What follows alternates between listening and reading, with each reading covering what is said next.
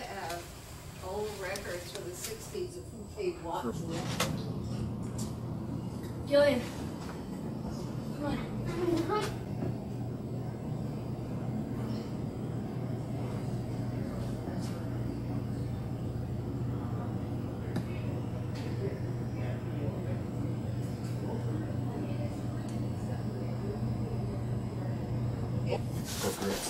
I still have to go through this. Some of that's Larry Levine stuff.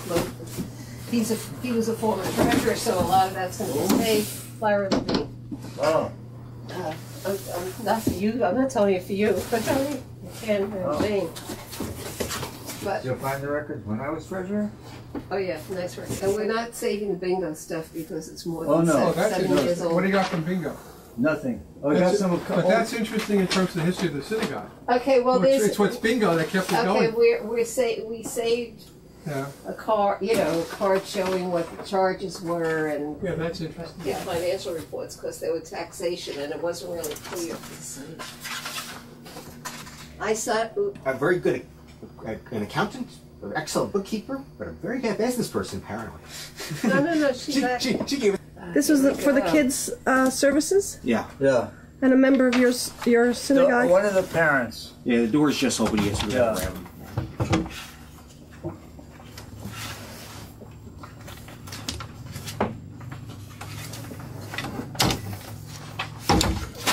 These benches, 5, plus that one and that one. We should clean it up. Came from the old synagogue. This is the one on Congress Street. On Congress Street. But is there see here? Is there anything here that comes from the older building? Congress Street. That's the older building. That was the. Didn't Pardon? you met in different No. places before you built the Congress Street Congress shul? Street was started in 1920, completed in 1921. Oh, I had 3. Okay, 21. We got 1923? Yeah. It's possible. I was Okay. born in 1923. Yeah. So I So don't you re- weren't there. Not exactly. This, not the cover, but this was the reading table on the old B'nai.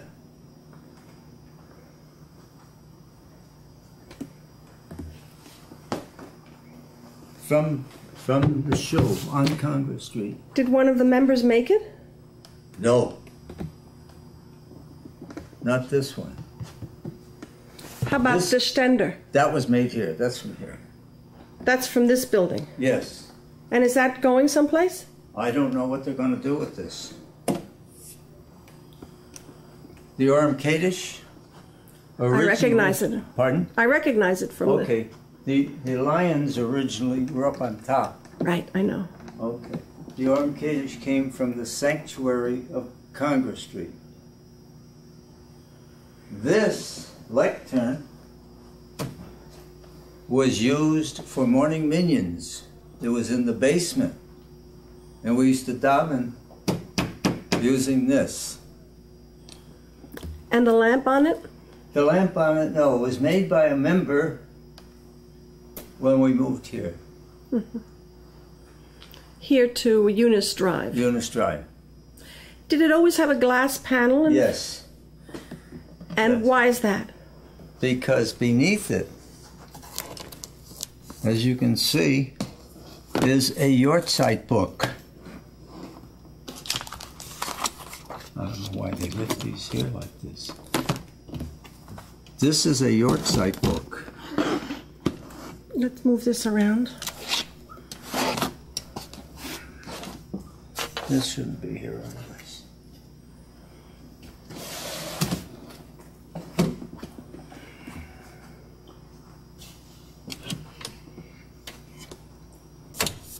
And, okay. That's, Batsheva.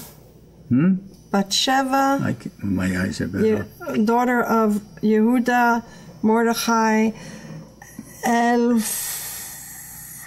Let me get closer. Ela Let me get those. My eyes are bad. Batsheba Bereb Yehuda Mordechai Alpert. That's on that one. So who kept this? The Gabbai? The Gabbai kept this. So this is is this different Gabbaim? So or do you recognize the handwriting of? No, I don't recognize. Oh, wait a minute. This was by the rabbi at that time, Rabbi Solomon Siegel. He had a beautiful script. Beautiful. Now there are two of these volumes, half and half. The other half is under there, unfortunately. It probably will not be going with us. Here's more than one.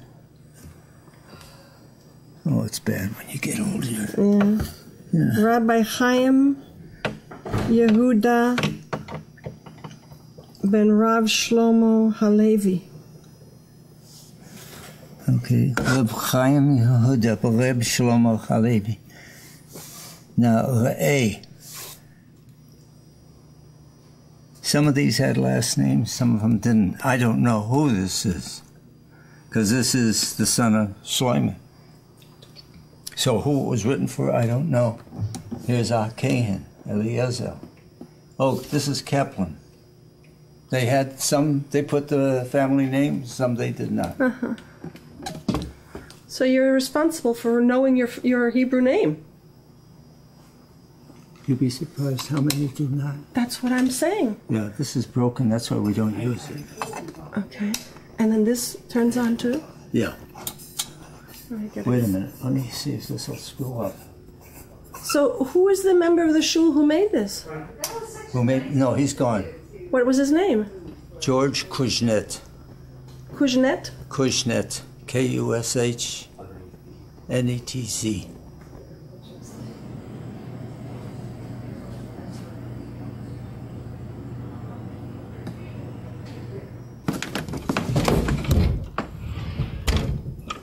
So tell me about them. Can you read what it says? Oh, you would, huh?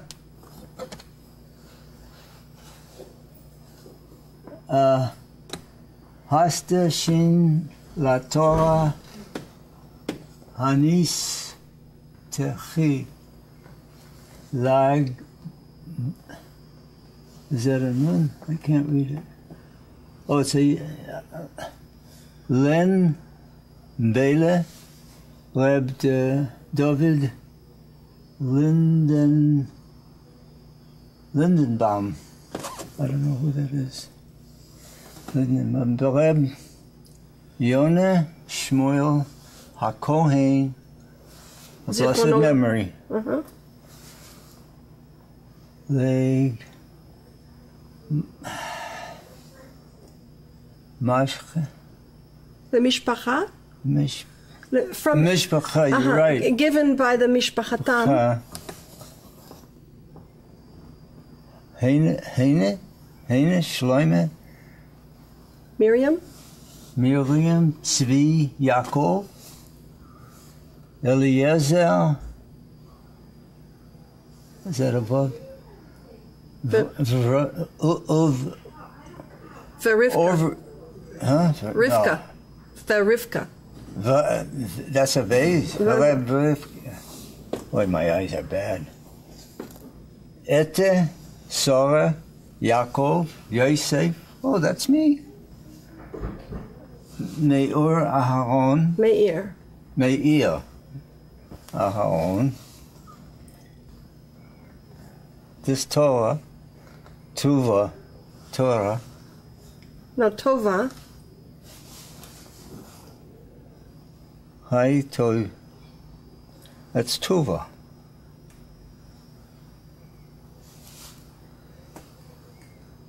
And oh, Spanish. Hey Ayin Nun Tet Shin Aleph. This is a real Yiddish spelling. Hentische Menschen. Tzvi, Chai, Law. Leah. Already got So this is an old Torah. This is old. This is an old Torah. Well, it's an old cover. It's an old cover. It's an old cover. The Torah is an old one too. This is an old Torah. It's a But new it's cover. a new cover. Yeah, and we've got a couple back here.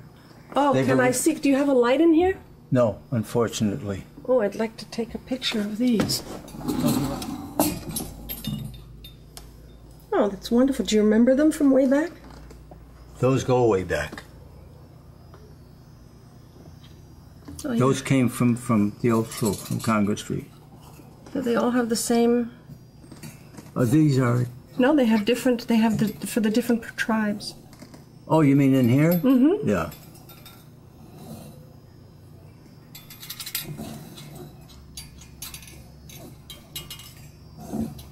Mm-hmm. Zvulun. It's beautiful. These are... So what's going to happen Those to are these? different. Yes, because you need 12, and you Yeah. got only 6 on each.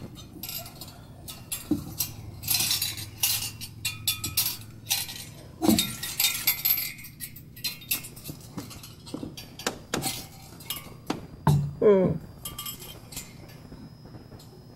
The lion. This one I don't know.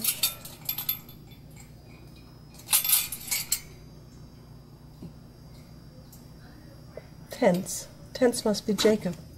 Tents? Oh, how goodly are tents, O Jacob? But that doesn't make sense. He would be the father, so.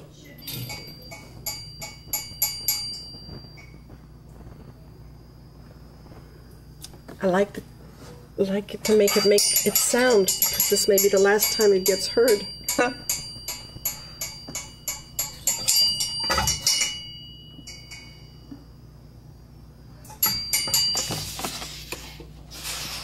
So certain pages were replaced. Yeah. Do you remember when that happened? We've had it several times, so I don't know.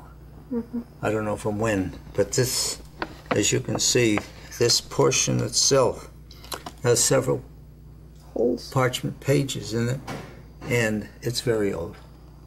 But we found, I didn't even know it was down there. We found old records, yahrzeit cards. More of them, ah. Excellent. Look, These are for people who are long ago. long ago. Excellent. And see, my uncle, my great uncle isn't in here. He was one of the founders here. What was his name? His name was Gelfman, Chaim Gelfman, my great uncle. Now, there should be a card for him. There isn't. So what year did he die? Approximately.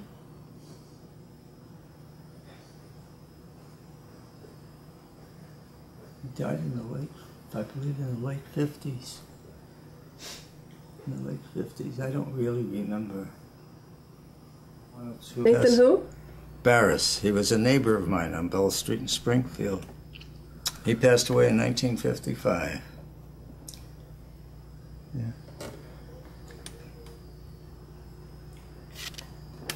Who is he? Morris Sklarowski.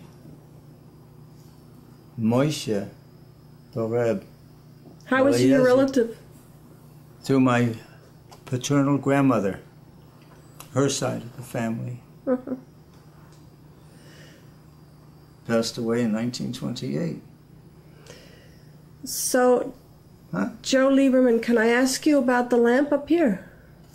Is that from the Congress Street shul? No. No. That was put on when we moved here. And the That's a lamp new one. and the lamp from the Congress I Street, have no idea where it is. it's not in there. No. And this curtain here comes from this. Yes, this curtain is in honor of Oaken's parents, Joe and Morris Oaken's parents. The stuff that's on the table out there. That was donated by his two sons, It says by Ida Oken? No. The mother of the two. Okay, Ida. When when Nathan Oken passed away, his wife donated the covers to the Orm Kiddush. Nathan Oken was the father of Morris Oken and Joe Oken. Esther and Morris is the son. Esther, the daughter-in-law, came to Springfield, and they became members of the Sons of Jacob Synagogue. Nathan Oken became very active, and father to son, the sons became active. As a matter of fact, Joe Oken was voted as a life-term president of our congregation because of his service. Mm-hmm. Morris Oken was a president, and in their memories, donations were made.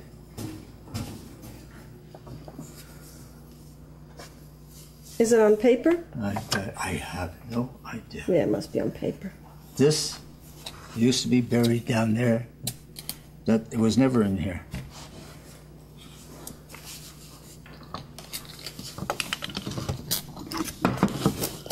Oy, boy. I don't know what they did here.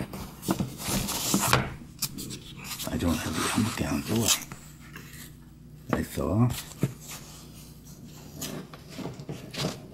Yeah.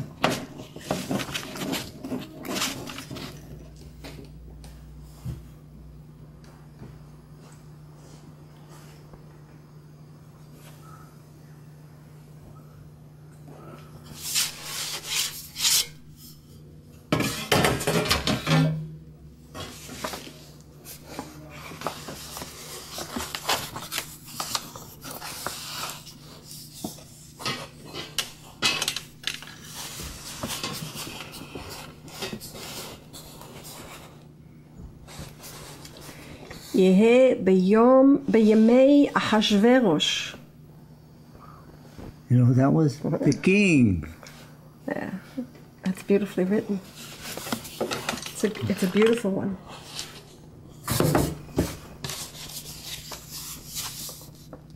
Yeah. Also, don't. I'm not going to read it. 60 years ago, I could have read it. This was used in our morning minions to commemorate a mignonaire's yortzeit. If there were one up to four, as you could see. And it was also handmade by the same gentleman who made the menorah. Oh, I see. George Kuznet. This is the same. Basically, yes. I don't know what happened here. See, things get put away. You don't want this one.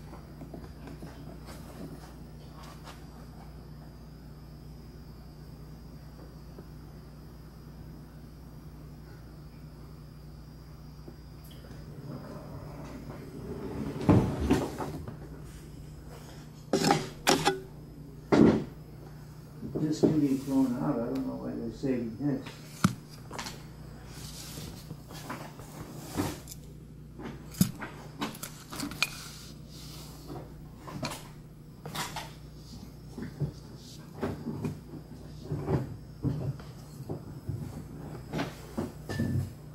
Sisterhood, when it was active, that was done by Morris Open. You see there are two more in the back? Yeah, one more. Oh, two more. There were two. Somebody Yeah. took that one already. That's what's happening. People are taking needle points. But these were all done, and I'll show you the one in the social hall. These were done by members of the congregation.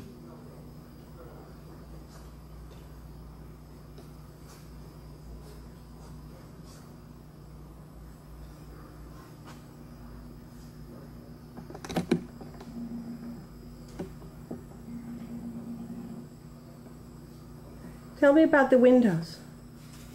Those the little panel inserts made by Morris Oaken. In his retirement, with little to do, he became handy with his hands. Well, he was always handy with his hand, but he occupied his time weaving and doing needlepoint.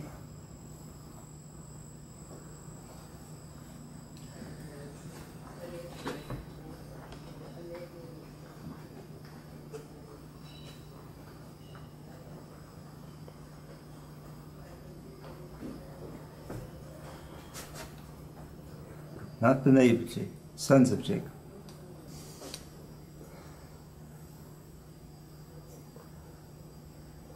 Can you see it?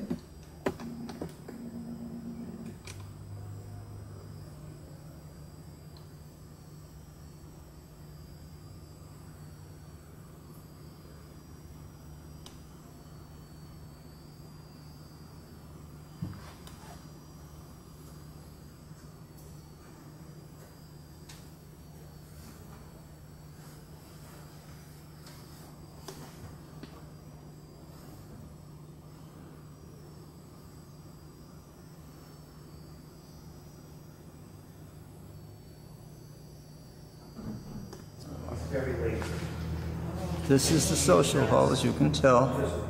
We used to hold our bingo here by members of the sisterhood. See, the small plaque contains all their names. Yeah, go ahead. Go ahead. Can I show you? I know where it is. Right there. Good. Is there something there? Why don't you tell us about it? Well, originally, the congregation was of an Orthodox status, and mechitze were evident on both sides in the sanctuary. When the congregation voted to go with the conservative movement, they were removed. The mechitze was removed. You mean the walls were a little taller? Not that the walls were tall. They had it was the like separation. The separation was like What was it made latticework. of? Lattice work. Lattice work. It was wood, lattice work. How tall did they go? They weren't that tall. I think they were about, trying to remember, about 18 inches. Oh, not tall at all. Not tall. So Just enough to make a separation when you're sitting. when you're sitting. They weren't that tall. Maybe it was 2 feet. It's been a while. Was it 40 years?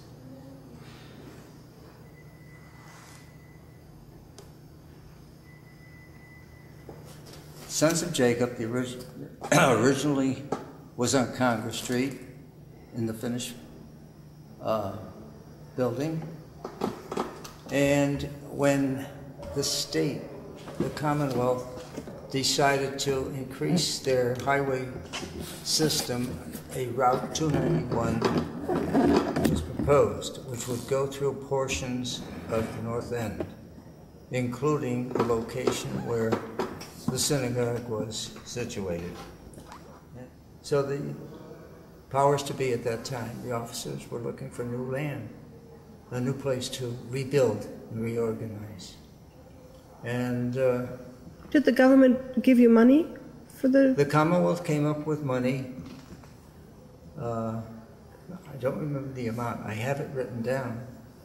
The Commonwealth came up with the money, part of which, of course, was used to buy the land. And the actual monies for the construction of the new building came through solicitation. And the building was started and completed. It was completed, I should say, in 1963 and dedicated at that time, 1963. And how did they choose Max Gipberg? He was one of several architects. I don't recall that it was he who, he did not design the building. I don't think he did. He made, oh, wait a minute. let me go back. He may have been involved in the design of the building, but the interior, the sanctuary, was done by an architect out of New York who specialized in synagogues. The marble at the Urim Kodesh came from Italy. How was it decided what would be kept from the old synagogue? Are those little square windows from the old synagogue? No, no. They were designed. They were designed by the architect that was hired. This is a very New York look, this arc gates. You see the Ner Tamid? That's Yes. new. You asked me earlier if it came from the old shul? No. Oh, it looks very much like the other one. No, they're two different. But they look similar. So,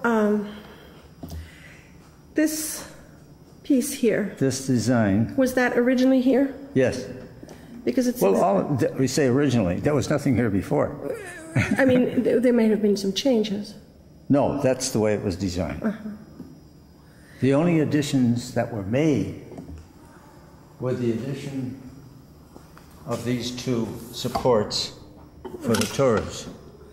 Because these are identical to the ones in Kesser Israel, so they're bought from a catalog. Identical. I have no idea. I don't know what It's- at Kessler. I don't know. So what's- it was decided, why was it decided to have two, I don't know what to call them, stenders? That's a very different look. How did you come up with that idea? That's a good question. I don't know. That's a good answer. That's a good answer. Are any of those chairs from the old shul? No, Nothing. nothing. Nothing here is from the old shul. Even this is new. Right. The reading table is new. You want to see the Torah, right? Sure. I'm going to give you light. And they said, let there be light.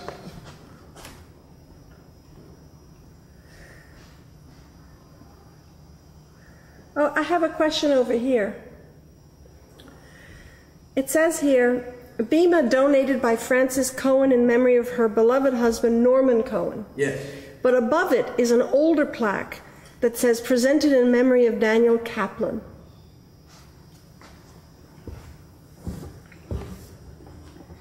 Okay.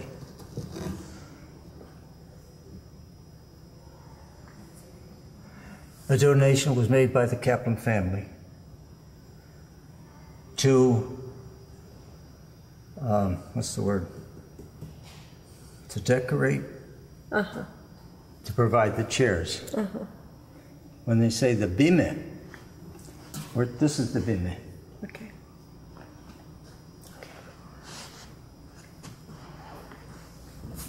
Donated by Fanny Diamond, Fanny Diamond, in memory of her husband. of her beloved husband, Morris. Morris Diamond. Fanny Diamond was a relative Of yours. of mine, well, of my parents.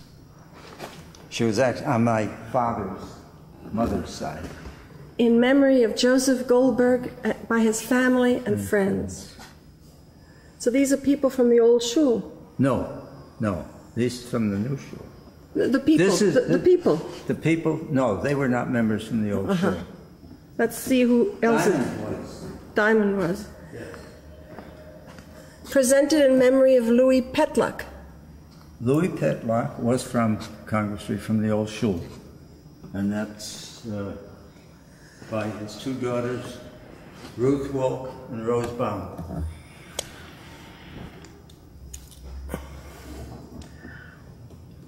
Presented in memory of Benjamin Goldband. Goldband, that was Shepherd's brother. What was presented? Again, the furnishings. Parochet donated by Dr. Lawrence and Diane Goodman. That's the parochet, but it's not the same one. We've had three since then. Same look, Yes, different coloring.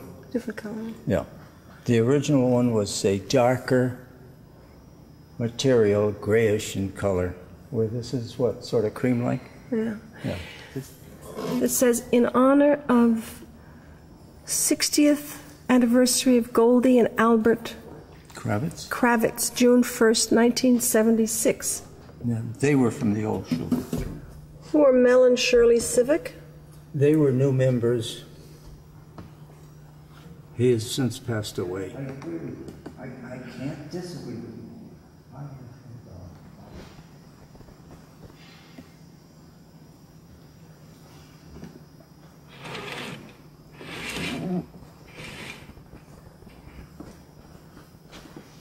Oh, they've taken some toys out already. We have 3 back here. We had, And you have 4 here. those are small, those are for,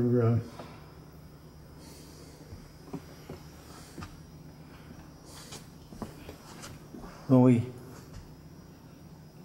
celebrated Simchas, the small ones were carried by the kids, children. But they've taken 1, 2, 3, 4, 5 toys are gone already. Here, did you see this crown? This is lovely. Did you see this crown?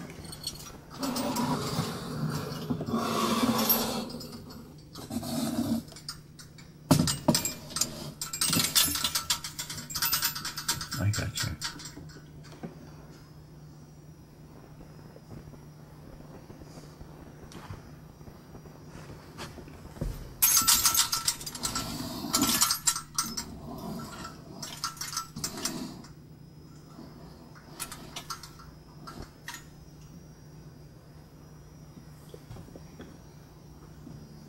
Do you think they were ordered specially for that particular size, or No. you went? Oh, for the size? They because would have it's a to have standard been. design. They would have to have been. At one time, there was a Judaica store in Springfield.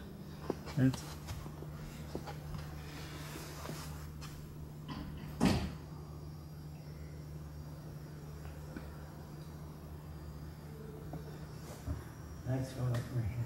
Take.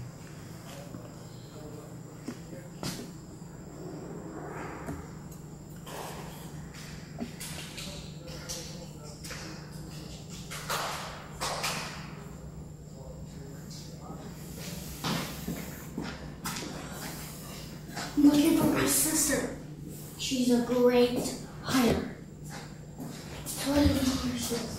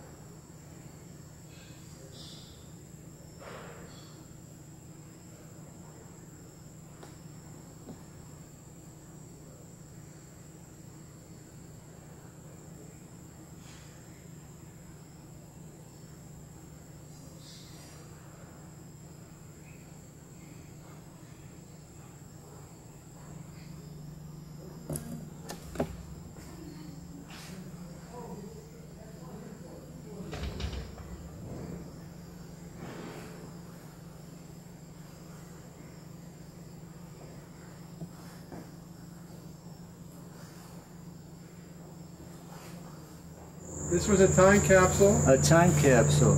that was buried June 4th, 1992. 92, it looks like.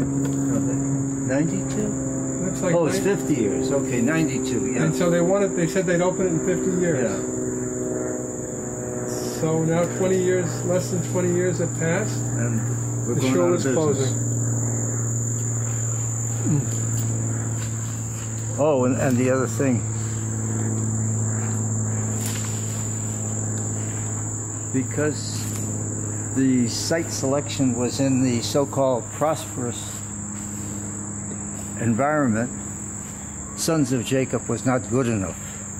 We became Congregation B'nai Jacob. This would not be politically correct, Sons of Jacob. Rabbi Shankov, who was considered the chief Orthodox rabbi in Springfield, decided he wanted to be the rabbi of the new facility, the new synagogue. We had a rabbi that we all loved, Rabbi Solomon Siegel. Rabbi Shankov suddenly decides Rabbi Siegel does not have the proper smicha to be a rabbi. Therefore, he is no longer your rabbi, I'm your rabbi. And he stayed here for a year under pressure and to everybody's discontent, except one family. What happened to Siegel? He was let go. Well, where did he go? Je ne sais pas. He went to Israel. That's terrible. As a matter of fact, Rabbi Siegel was the rabbi when I was bar mitzvahed at Congress Street in front of that Orem Kaddish that you saw. Not in front of it, in the Bimit, which was in the center of the building. As a matter of fact, I gave my speech in front of that Orem Kaddish, ganzen in Yiddish, from beginning to end. Let's hear it. Yiddish. Let's hear it. Can you do it again? Give us a little piece of it, a shtick. Go ahead, you can do it. Want me- you think I can remember? How many years ago I that know was? you can do it. 70. A few. You're 71 years ago. Go for it. Oh, I can't. Tyler Elterman. Mishpoche. Freund. I can't. Okay. I can't remember. It's okay. No, I can't remember. No. Hey, I can't remember sometimes what I did 2 days ago. Oh, but from beginning to end, Yiddish. Not one word of English. Wow. Pretty cool. Did you talk about the transition from Yiddish to Hebrew in the shul? What do you mean from Yiddish to The Hebrew? speeches that the kids gave. Never Eventually- mind this. The kids. Rabbi Siegel. Or the Devar At- Torahs. The kids, very few of them until we came here, gave the Bar Torahs. I did not give it the Bar Torah. I read from the Torah. I did my Chav Torah, and I gave my speech. And What then was it? afterwards we had herring and kichel and schnapps, And and that that was was it? it. What That was your it. speech about? Thanking parents. Well, just like today. They thank But people. it was today's, the kids actually do a Devar Torah. When they, Well, there might have been part. a long time Really, I don't recall it all. There might have been part of it in there. How about what happened? So he stayed a year, and then what happened? The rabbi. Oh. Well, at a congregational meeting,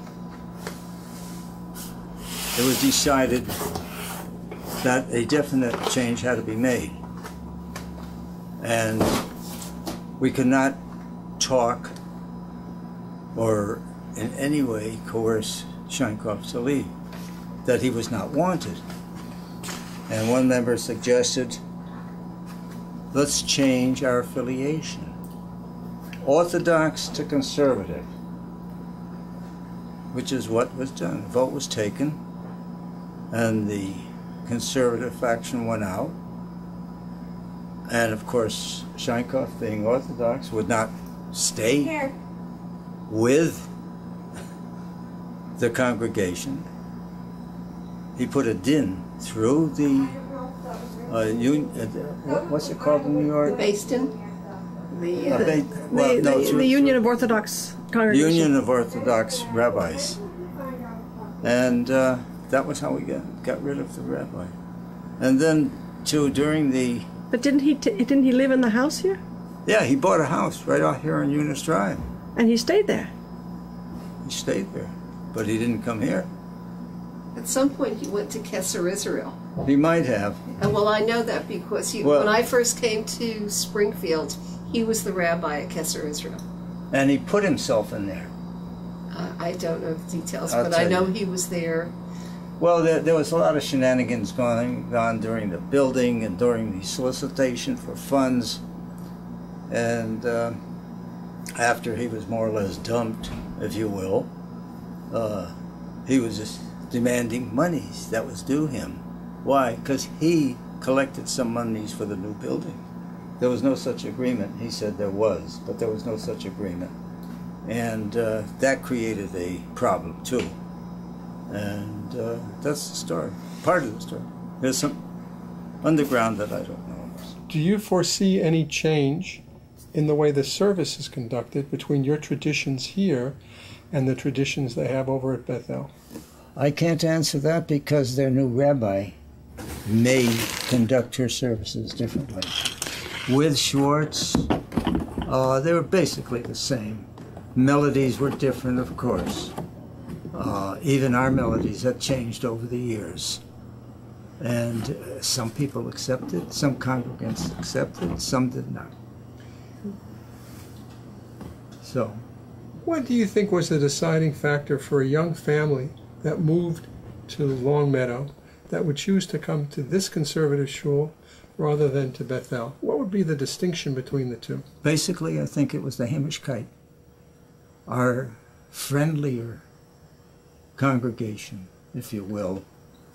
And we were not a peer pressure type of synagogue to begin with. Whereas I believe at Bethel, at one time, not today, but at one time they were. And we had members who decided when we established here in, I'll use the term Longmeadow, joined Bethel because their peers belonged to Bethel. Bethel at one time was the money synagogue in the city. And for prestige, etc., people joined Bethel. Good social contacts. Yes, yes. Also business contacts. Yeah. B'nai Jacob, in its origins, was a conflux of many vocations. Didn't make a difference if you were a doctor, a lawyer, an accountant, or a blue-collar worker, or a schlepper on the street. Can you remember some of the blue-collar workers who belonged to this shul? Oh, certainly. Tell me a few names. Tell me some of the people. Some of the people who... I'll give you my dad. Oliver Shulman. He's a blue-collar worker. What did he do for a living? He started out, believe it or not, he started out as a helper on a truck when he came to this country. He started out as a helper on a truck for a soda bottling company. Named? Country Club Soda Company. That was Jewish owned. It was Jewish owned, and it didn't take long. My dad became a driver. And when the war broke out, they made him the supervisor of the bottling and transportation. Then after the war, they took in alcoholic beverages, and he was the warehouse supervisor for that until he was with them 46 years. Most of the people who worked at this soda plant were Jewish? No, the majority were not. Were not. They had Jewish workers, and they had non-Jewish workers. And as a matter of fact, I'll tell you a funny story. They had what they call a bottle sorting room on the second story. Because in those days, all the bottles were glass, not like today plastic, and they were deposits. So when the drivers would bring back the collected deposit bottles, this individual would sort them out. The ones that were no good, he'd dispose of. The others that were good were used. He was a man of color. And when somebody would call him a Negro or a colored man, he said, no, ich bin a Schwarze. Honest to goodness. He was not the only black man that worked for the company, but he had been with them so long. Ich bin a Schwarze. He loved it. And where was this bottling company located? On Emory Street in the North End of Springfield. Emory Street ran between Columbus Avenue and Main Street. Do you know the name of the Schwarze? I don't remember his name. Can you recall Ferry Street, what it was like? Oh, Ferry Street ran from Main Street to Dwight Street, and it was, if you will, the Jewish center, shopping center of Springfield. And what stores come to mind? Where would you enjoy going with your parents to eat or to shop on Saturday night? Okay. I remember there was a Goss's Delicatessen. Walking down, that was on the left-hand side of the street. Walking a little further, about 200 feet, there was Schneider's Delicatessen, and right next door was Dom's Bakery. Across the street, and late after World War II, on the right-hand side of the street, Benny's Delicatessen opened up. Benny's initially was on Main Street near the Arch. Going further down Ferry Street. Are we going west or east? We're going east. Mm-hmm. There was Tannenbaum's Grocery. There was a butcher shop, I don't remember the name. But across the street was a fish market owned by Antiles. Going back to the north side of Ferry Street, there were 3 more butcher shops.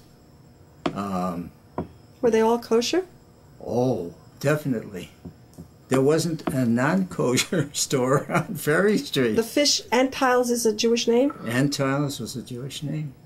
And the butchers, were they Romanian, Russian? Where were they from? Liberal. Overall. And why would you go to one butcher over another one? What do you think? I think more the personality of the proprietor, probably. Can you remember some of these butchers? On Ferry Street, there were only 2 that I can recall. And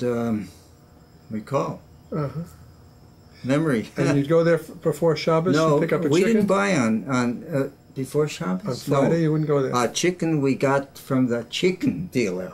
Separate dealer? Separate, of course. On 10th Street, there was Zanden's Poultry. Go in there, they chuck the chicken for you. You pick out your own chicken. They had their own chechet, and you pluck your chicken. If you didn't want to pluck it, you'd pay 10 cents extra, and they had an elderly woman there pluck it for you. Further down on Dwight Street, though, there was another store. Like I said, there was another grocery store on Ferry Street, and I can't remember. Green. So there was Tannenbaum and Green. And one of the butchers I remember was Borstein.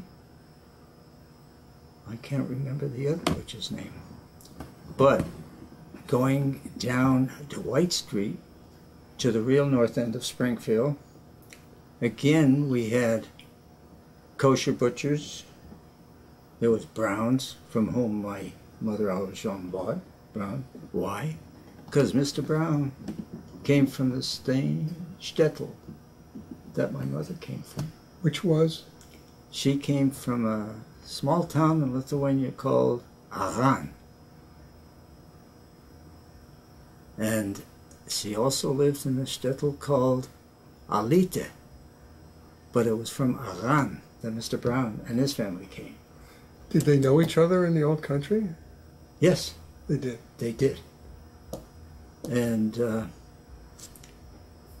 so there was Mr. Brown. On the next corner there was two Chernicks.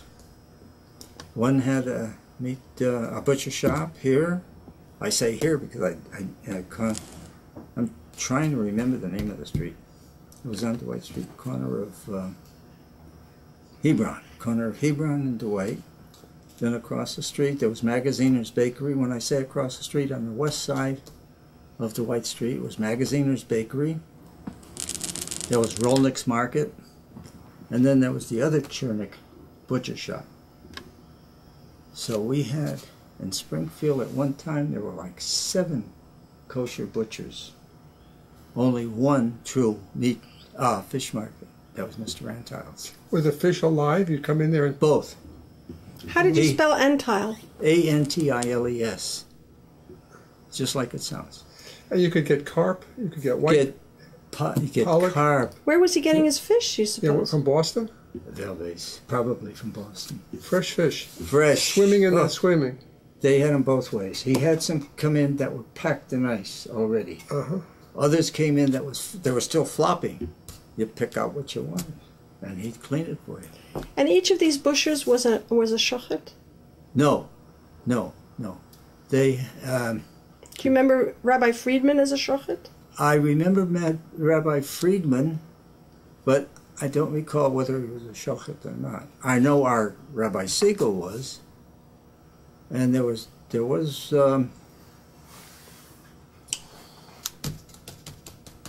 I can't think of his name again. But several of the rabbis, that was their income basically. They didn't make any money being a rabbi. Were they also moils? We only had one moil in Springfield, Abramson, and I don't think there were any others. That's all he did? That's all he did? No, he was a cantor. He was a cantor, and he did. He's a cantor where? At Bethel. At Bethel? Bethel. So conservative. Yeah. So do you think that the Orthodox would have used him as a moil? Oh, his being a cantor at a conservative synagogue had no bearing. Oh. That's the one thing, too, I remember in Springfield. There was no real animosities, if you will, between the conservative and the Orthodox. Everybody in Springfield, all the Jewish congregation, the Jewish community in Springfield, was really a homogeneous group. And it was good. It was really good. I know, like, growing up, of course, family-wise, I was with B'nai Jacob, or Sons of Jacob at that time. And when I turned 9, I joined a choir at Kesser, Israel, which was the beginning to Lubavitch. From there, I went to Beth Israel, which was Orthodox. So I sang in 2 different shuls, never at B'nai Jacob or Sons of Jacob, because they didn't have a choir. What kinds of music did you sing? Friday night service? All the high holidays, Shabbos. Can you give us a little rendition? My voice. Oh, Nidre. Can you give us a little recollection? No. Going back to your mother, when did you ask this question? When did she come? When did she come here? Your mother, My and how come she parents- came here? Yeah. Well, they both came together. Mm-hmm. My parents came to this country they landed in February 1921. They landed in Boston, not New York. An interesting story. When they departed from Germany, they lived in Lithuania, but they boarded in Germany, Hamburg. In Hamburg. On the way, there was a terrific storm, and there was an SOS. And the ship my parents were on responded to that SOS and took all the passengers. The closest port was Boston, although the ship was originally intended to dock at Ellis Island, New York. They took the short route and went to Boston. So my parents entered this country through Boston. We had relatives in Chelsea, in Revere, and we had relatives here in Springfield. That was fortunate. Yes, but we also had relatives in New York, and that was their initial destination, was New York. So if fate had turned otherwise, they may have never come to Springfield. I don't know. But They came as a young couple? newlyweds, Why did they More or come? less. Why did they come here? to get away from the agonies of being in an anti-Semitic country, in Lithuania. Did they leave their families behind? My father's mother came with them because she had lost her husband. My grandfather, I never knew him, had passed away. So she came with my parents and my older brother. He was born in October, and they departed in December. So it was only 2 months when they left. He was almost 4 months old when they arrived. And your mother's family? My mother's family, except for a couple of uncles, one of whom, I gave you the name before, Chaim Gelfman. 2 of them lived here in Springfield. All the others were lost. They came before? Yes. Yes. Her uncle, her father's brothers, What's your mother's name? Maiden name. maiden name was Elfman. Oh. And her first name? Chiena Sora. Gina? Chiena. Chiena. Chiena Sora. Elfman. Elfman. And here it became Gelfman. And here it became Gelfman. I say to a lot of people that many of the names were either transposed or mixed altogether by the immigration officials because they couldn't understand the arrivees, and no one could understand, what's your name? Verwees. So they wrote down Verwees. Or the old one, what's your name? Shane Ferguson, Sean Ferguson, you know. But Your father's name? my father's name was Moshe Lieberman. How much education did your father get in terms of yeshiva education? My father was home taught. As a matter of fact, my father was very, well, he was trying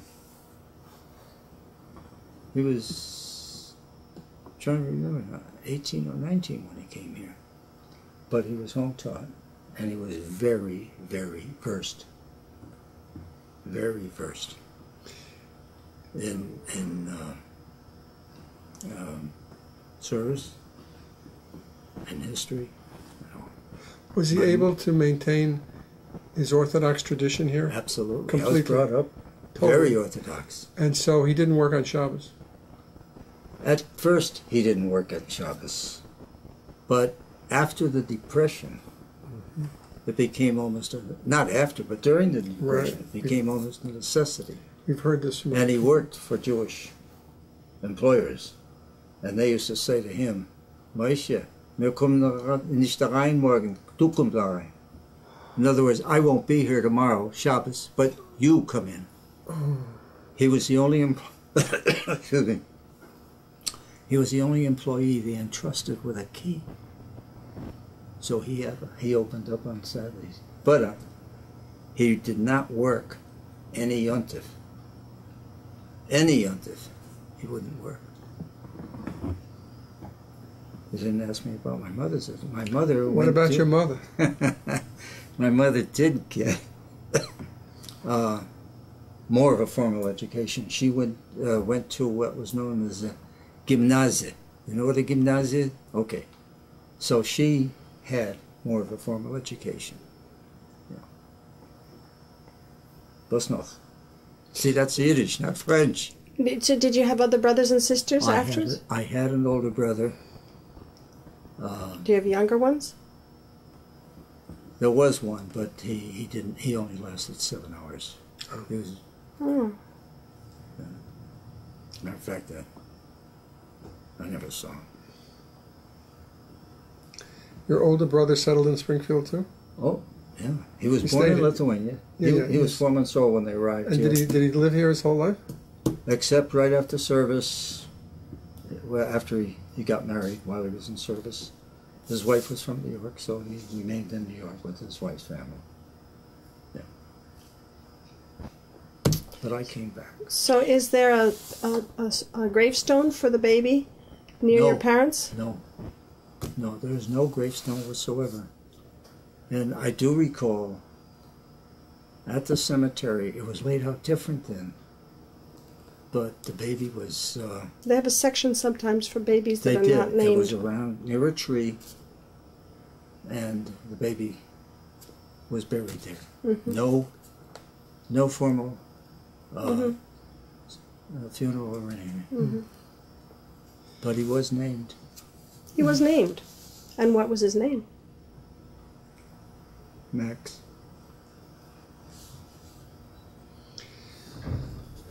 After that,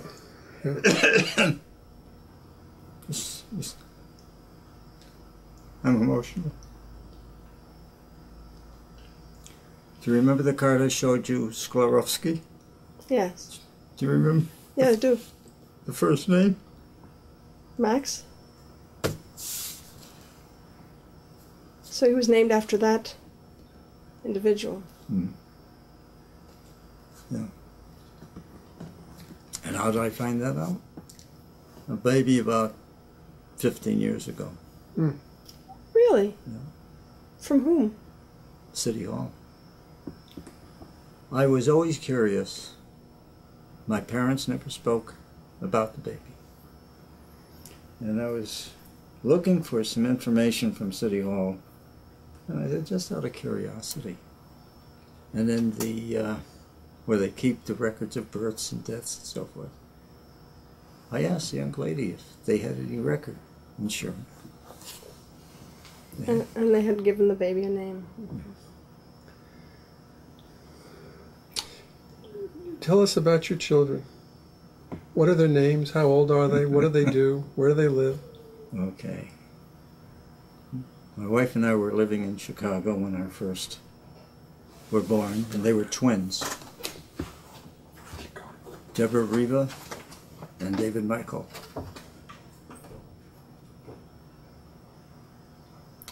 They're going to be, as a matter of fact, their birthday was August 22nd, and they were 49. We had a third child, but we lost her, unfortunately, to cancer, brain tumor, As an adult. 27. Yeah, and that's it. And I have 3 grandchildren, step-grandchildren. I have a grandson, and I have a great step-grand. So one of your twin children No, has children and the other one doesn't. my daughter has a son, and my son married Woman with 3 a children. divorcee with 3 children. We want to know if the Yiddishkeit was, you were able to keep it on to the next generations. Did they marry Jews? Unfortunately, no. Neither. However, no. However, my daughter, who was divorced shortly after marriage, after our grandson was born, as a matter of fact, is now marrying Jeff, the young man who was in the kitchen. Oh. And he's Jewish. I'm happy to say he's Jewish. How did you decide where to live in Springfield? Where did you first live, and then where did you move to? And how did you know each time where to move to? Well, of course, I wasn't here when my parents moved to Springfield. Okay. And where did they live? Where was their house? When they came first to Springfield, In 1921? they came here in 1921, February 1921, and they rented on what was then Morgan Street. As a matter of fact, I was born on Morgan Street. Okay, and then where did you... And from there we moved, when I was about maybe a year old, we moved to Bell Street, North End? also in the North End, but the near North End, what we call the near North End. What does that And- mean? We were closer to the center of Springfield Uh-huh. Yes. than the old North End. Most of the Jewish population was in the North End. And it was dispersed. It was dispersed. And how long did you live on Bell Street? I personally, not counting the years in service, I moved in 1957. I got married, was working in Chicago, but I came back to Springfield. And where did you move to? From Bell Street, when you came back, where did you find a house? Oh, well, when I came back, I was married, and we live in a 16-acre section of Springfield. How come you picked that area to move to? We came back looking for a Jewish neighborhood within our means, and at that time, the area I selected had a great number of Jewish families. Where is 16 Where is acres? 16 acres? 16 acres is a section of Springfield between Boston Road and East Long Meadow. Where I live now is closer to, we're right on the East Long Meadow line. And again, most of the Jewish families left that area. And where'd they move to when they left? A great number of them moved to Long Meadow Why? because it opened up. When I say opened up, there was a time when you could not, as a Jew, live in Long Meadow. There was such restriction against Jews. It was, but after the war, things loosened up a bit. And if you were starting to make money, anybody with money moved to Long Meadow. Is 16 acres where the Eisenstadts live? To who? Eisenstadts. I have no idea. I I don't don't know think who so. Eisenstadt is. No, I don't think so. But we're going toward Gus and Paul, going down that avenue. Oh, no, that's East Forest Park. Oh. Where Gus and Paul's is located is East Forest Park. At one time, that was at the fringe of the Springfield border. But after the war, the population explosion and all, houses were built, and 16 acres sort of developed. Did you stay in 16 acres? I've been living there now. That's where you've stayed. Yeah. Are most of your neighbors Jewish still? No. not now. What does your community consist of? I really have no idea. But it's But changed. the neighbors that we had when we moved there were 50% Jewish. Today, there are, I think, 1, 2, 4 families out of a possible 100. Uh-huh. And I guess the individual family needs, etc., dictated what a family would do, stay or move. But my neighbors now are not. And I really don't know. Okay. We want to thank you for this I want to interview, thank you for and we'll asking me. And we will continue. Okay. On It's been a behalf of the pleasure. Jewish Historical Society of Western Massachusetts, Mr. Lieberman, we thank you very much for your Thank you. You're more than welcome.